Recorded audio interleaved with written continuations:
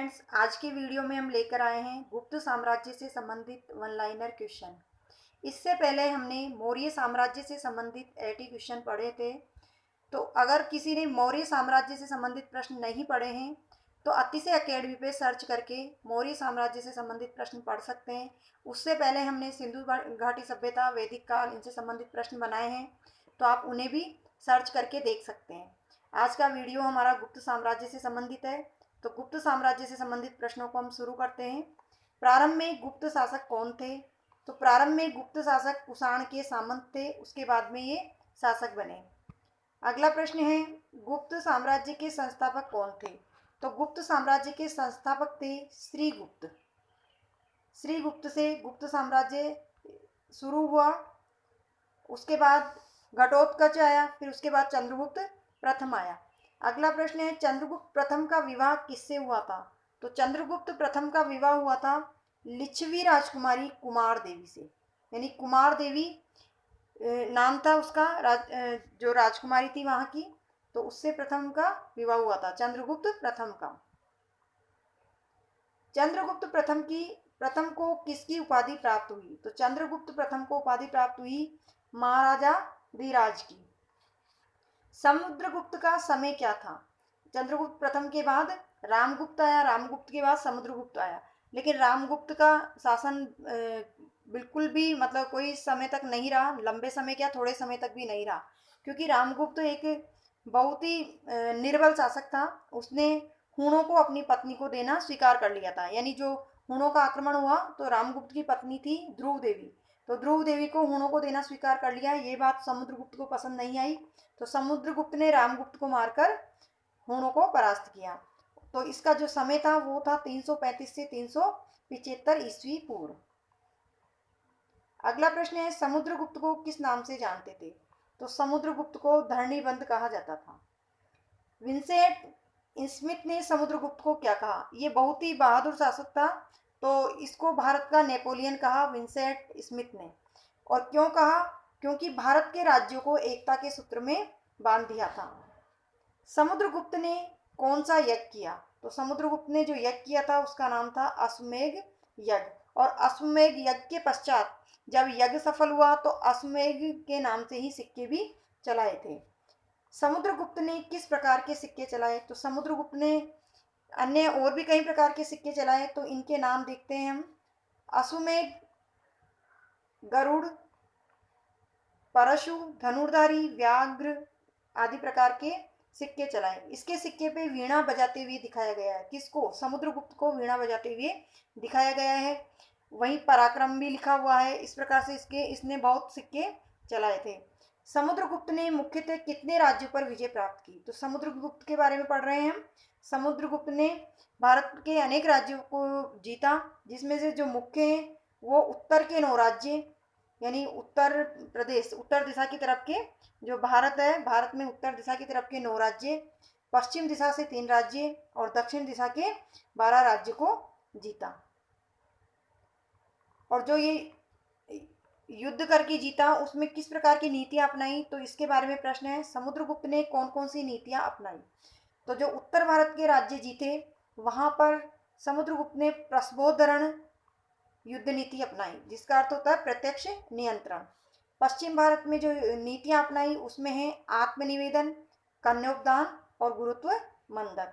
और दक्षिण की तरफ जो नीति अपनाई, ग्रहण मोक्षानुग्रह नीति अपनाई। ये युद्ध की नीतियां थी उसकी। समुद्रगुप्त राजगद्दी पर किस प्रकार आसीन हुआ? जो समुद्रगुप्त था वो राजगद्दी पर किस प्रकार आसीन हुआ? जैसा मैंने पहले बताया कि रामगुप्त को मारकर रामगुप्त ने अपनी पत्नी को हुणों को देना स्वीकार कर लिया था, जो समुद्रगुप्त को अच्छा नहीं लगा। तो समुद्रगुप्त ने रामगुप्त को मारा, हुणों को परास्त किया और फिर राजगद्दी पर बैठा। इससे पहले जो चंद्रगुप्त प्रथम था उसका समय क्या था? तो चंद्रगुप्त प्रथम का समय था 319 से 335 ईस्वी सन का था। मौर्य साम्राज्य ईस्वी पूर्व था, जबकि गुप्त साम्राज्य ईस्वी में था। तो समय हमें ध्यान रखना है, क्योंकि परीक्षा में अगर सन से संबंधित प्रश्न पूछा गया तो ईस्वी और ईस्वी पूर्व में जरूर भी कंफ्यूज करेगा। चंद्रगुप्त द्वितीय के समय कौन सा चीनी यात्री भारत आया? तो चंद्रगुप्त द्वितीय के समय जो चीनी यात्री भारत आया वो आया फाहियान। गुप्त काल की भाषा कौन सी थी? जो गुप्त काल था उस समय जो साहित्य लिखा गया वो किस भाषा में लिखा गया? या जो भाषा थी वहाँ की राजभाषा संस्कृत थी। चंद्रगुप्त द्वितीय कौन कौन सी उपाधियों से संबोधित हुए? चंद्रगुप्त द्वितीय उनकी जो उपाधियाँ थी उनके नाम है देवश्री, देवगुप्त, विक्रमांक, विक्रमादित्य और परम भागवत। इन्होंने अनेक उपाधियाँ धारण करी। विक्रमादित्य का विवाह किससे हुआ? जो विक्रमादित्य उनका विवाह हुआ नागवंश की राजकुमारी कुबेर नागा से। विक्रमादित्य की पुत्री का विवाह किससे हुआ? जो विक्रमादित्य का विवाह हुआ कुबेर नागा से तो उनकी एक पुत्री हुई जिसका नाम था प्रभावती। प्रभावती नाम की पुत्री हुई जिसका विवाह हुआ वाकाटक नरेश रुद्रसेन द्वितीय से। वाकाटक नरेश से प्रभावती का विवाह किया। जो राजा था उसका नाम था रुद्रसेन द्वितीय। तो देखो इसकी सहायता ली और क्या किया इसने विक्रमादित्य ने? तो वाकाटकों की सहायता से विक्रमादित्य ने किसको परास्त किया? तो विक्रमादित्य ने परास्त किया शकों को। किसकी सहायता से? वाकाटकों की सहायता से, जो इसकी पुत्री का पति था। वह कौन सा स्तंभ है जहां अभी तक भी जंग नहीं लगा है? तो वह था महरौली स्तंभ। यह स्तंभ दिल्ली में है और इस पर चंद्र नाम के शासक की विजय का उल्लेख मिलता है। शक विजय के उपलक्ष्य में चंद्रगुप्त द्वितीय ने कौन से सिक्के चलाए? जब शकों को जीता तो उसके उपलक्ष्य में जो चंद्रगुप्त द्वितीय ने सिक्के चलाए वो थे व्याघ्र शैली के सिक्के। फाहियान किस मार्ग से भारत आया था? तो जो फाहियान था वो स्थल मार्ग से आया था और वापस जल मार्ग से गया था। फाहियान ने कहाँ कहाँ की यात्रा की? फाहियान ने भारत में बहुत समय बिताया और बहुत जगह की यात्राएं की। उनमें मुख्य रूप से कपिलवस्तु और वैशाली की भी यात्रा की। फाहियान ने भारत के विषय में क्या कहा?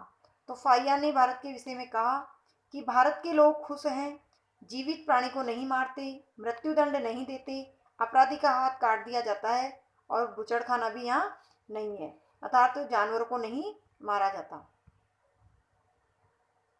ऐसा फाहियान ने कहा था। दक्षिण भारत के मंदिरों की क्या विशेषता है? तो दक्षिण भारत में जो मंदिर मिले हैं तो वहाँ की क्या विशेषता है? तो वो मंदिर है द्रविड़ शैली के मंदिर है वहाँ, और एक विशाल प्रवेश द्वार भी मिलता है, यानी जो प्रवेश द्वार होता है वो बहुत ही बड़ा होता है। एकायतन शैली की क्या विशेषता है? जो मंदिरों की एकायतन शैली है उसकी क्या विशेषता थी? तो उसकी विशेषता होती थी गर्भगृह में एक ही प्रतिमा स्थित होती थी। गर्भगृह में एक ही प्रतिमा स्थित होती थी।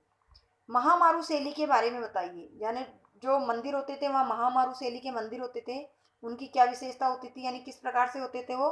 तो वो होते थे एक स्थान पर एक से ज्यादा मंदिर, यानी बहुत अधिक मंदिर होते थे एक ही स्थान पर। विक्रमादित्य के काल में नौ रत्नों की मंडली थी विक्रमादित्य के समय में, और उन मंडली में कौन कौन शामिल थे उनके नाम देखते हैं हम। कालिदास, अमर सिंह, धनवंतरी, वराहमिहिर, वररुचि, वेताल भट्ट, क्षपणक और शंकु और घटरपक। अगला प्रश्न है विक्रमादित्य के काल में किस प्रकार के सिक्के प्रचलित थे? तो विक्रमादित्य के काल में जो सिक्के थे वो कौन से थे? सोने के, चांदी के और तांबे के। मौर्य काल में चांदी के सिक्के चलाए गए थे, गुप्त काल में सोने, चांदी और तांबे के सिक्के चलाए गए। उत्तर भारत के अधिकांश मंदिरों का निर्माण किस प्रकार की शैली में हुआ? यानी दक्षिण का हमने देख लिया, दक्षिण में द्रविड़ शैली के हुए और उत्तर में नागर शैली के मंदिर हुए। गुप्त शासकों की धार्मिक जीवन के बारे में बताइए, यानी गुप्त शासक हैं उनके धार्मिक जीवन कैसा था, उनका धर्म क्या था? तो उनका जो धर्म था वो था वैष्णव धर्म। कुमार गुप्त के अभिलेख में विष्णु के लिए किस शब्द का प्रयोग हुआ? कुमार गुप्त के लिए जो शब्द प्रयोग हुआ वो था मधुसूदन। विक्रमादित्य ने अपनी राजधानी किसको बनाया? तो विक्रमादित्य ने अपनी राजधानी बनाया उज्जैन को, यह उनकी दूसरी राजधानी थी। नालंदा विश्वविद्यालय की स्थापना किस शासक के समय हुई? तो नालंदा विश्वविद्यालय की स्थापना कुमार गुप्त के समय हुई, जिन्हें महेंद्रादित्य भी कहा जाता है। गुप्त काल में सर्वाधिक सिक्कों का प्रचलन किस शासक के द्वारा कराया गया? तो सबसे अधिक सिक्के कौन से शासक के समय प्रचलन में आए? तो वो थे कुमारगुप्त के समय। नालंदा विश्वविद्यालय का उपनाम क्या था? जो नालंदा विश्वविद्यालय है उसका उपनाम था ऑक्सफोर्ड ऑफ महायान। कुमारगुप्त ने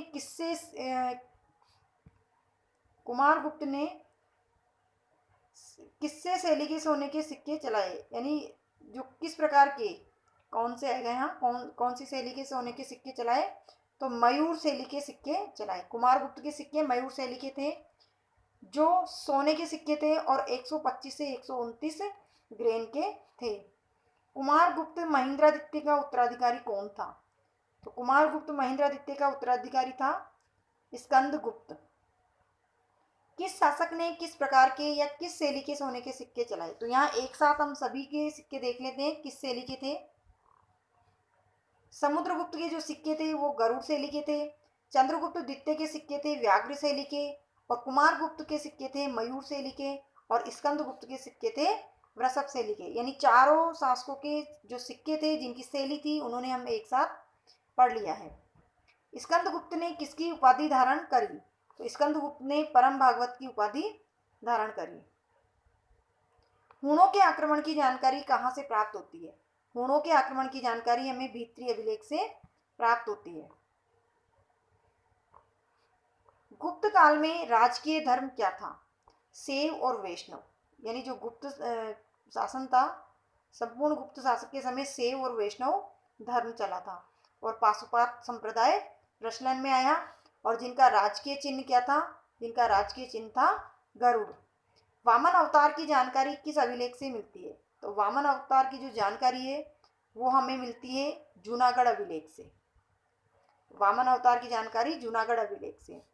विष्णु के 39 अवतारवाद कहाँ से प्राप्त होते हैं? यानी विष्णु के 39 अवतारवाद के बारे में कहाँ से हमें प्राप्त होता है?